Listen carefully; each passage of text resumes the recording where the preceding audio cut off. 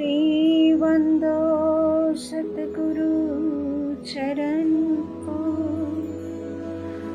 करूं सप्रेम प्रणाम। अशुभ हरन मंगल करण, धनी श्री देव चंद्र जी नाम। श्री प्राणनाथ निज मूलपति, श्री महराज सुना।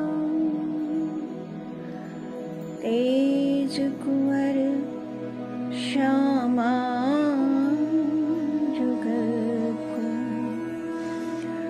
पल पल करूं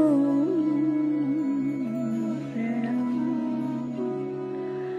पल पल करूं प्रणाम। मेरी रूह श्री गोम्बर जी में, श्री धाम धनी के चरणों में सिजदा करती है, बार बार प्रणाम करती है। श्री गोम्बर जी हम सखियों का मूल मिलावा, दौड़ दौड़ के सखियां अपने धनी के दीदार के लिए यहाँ आती हैं। मेरी आत्म मेरे धनी के सन्मुख उनके चरणों तले बैठी है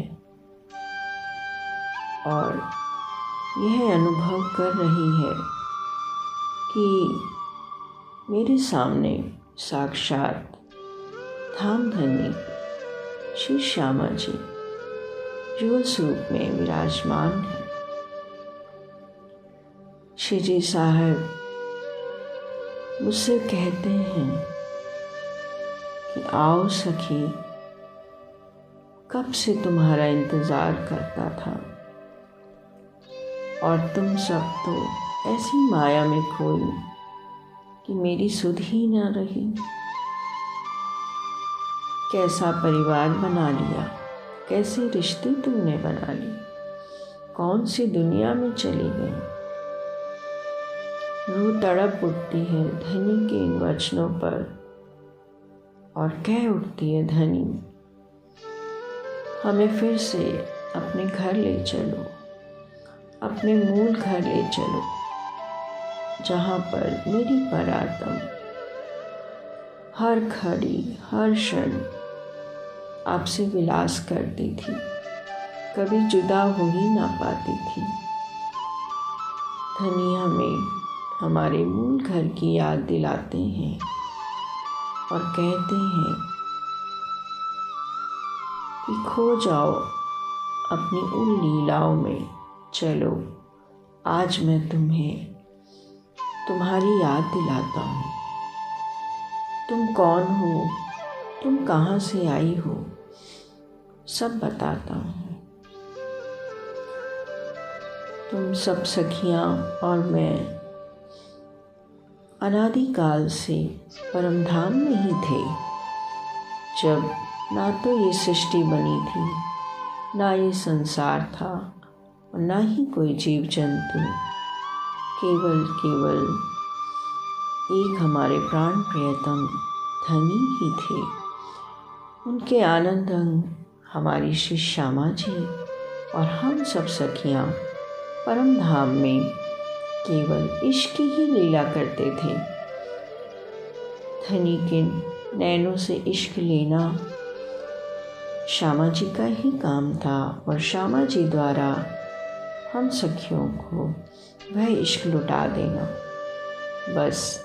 और हम सखियों का उस इश्क में मदहोश रहना, यही एक काम था। रात दिन धनी के साथ विलास, श्यामा जी श्री राज श्यामा जी के संग झीलना, कभी झूलों में झूलना तो कभी ठंडी बयार के सुख लेना, कभी हौज कौसर में जाना उनकी देहरियों में बैठना, तो कभी 7 वनों में सुंदर वनों की शोभा को देखना, कभी श्री जमुना जी में स्नान करना, विलास करना, जल क्रीड़ा करना, तो कभी धामधनी के मुख को निहारते ही रहना। पिया का दीदार ही हमारे लिए सब कुछ था। पिया के मुख को निहारते निहारते कब दिन बीत जाता, कब रात बीत जाती, पता ही नहीं चलता। उनके इश्कमय स्वरूप में खो जाने को ही दिल करता था। फिर एक दिन हम सखियों का अपने प्राण पिया से प्रेम संवाद हो गया और हम इस संसार में स्वयं को देखने लगे।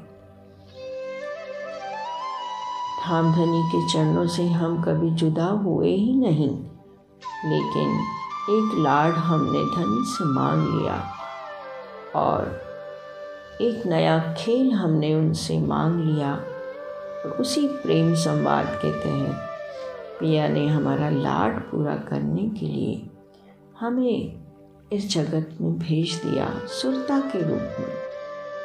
हमारी सुरता अब इस खेल को देख रही है, इस माया के बंधनों में बंधी है, तड़प रही है अपने पिया से मिलने के लिए।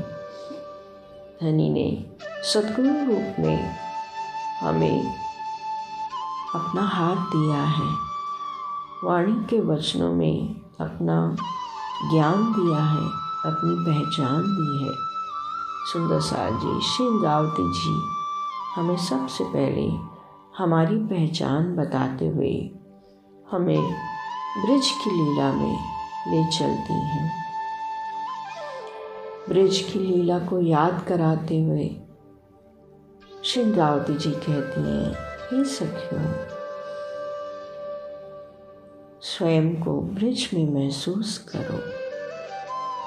गोपियों के तनों में हम कैसे उतरे इस संसार में, यह महसूस करो। गोपियों के श्रृंगार को महसूस करो, स्वयं को गोपी मानो। सुंदर लहंगे, चूड़ी, साड़ियाँ, चुनरी, श्रृंगार, सब कुछ महसूस करो। स्वयं को उस ग्राम में महसूस करो जहाँ पर हमारे पिया कान्हा बनकर आए और जमुना जी तले बंसी बजाते। दौड़ दौड़ कर हम सखियाँ श्रृंगार सजती, कभी फूलों के, कभी आभूषणों के, एक दूसरे को सजाती, खिलखिलाती, दौड़ती। शाम ढलते ही अपने पिया से मिलने दौड़ जाती थी। उनकी बंसी की धुन हमें खींच लेती थी।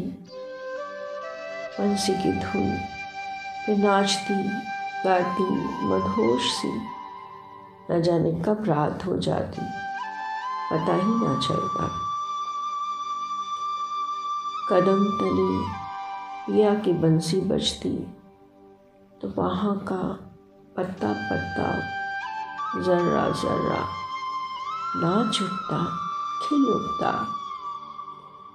हर कण में तो मेरे पिया का प्यार था। श्री जमुना जी के किनारे ठंडी बयार,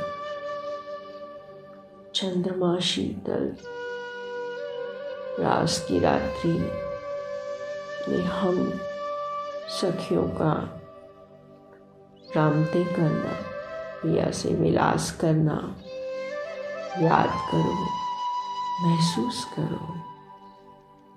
उस पहले ब्रज के फेरे को याद करो,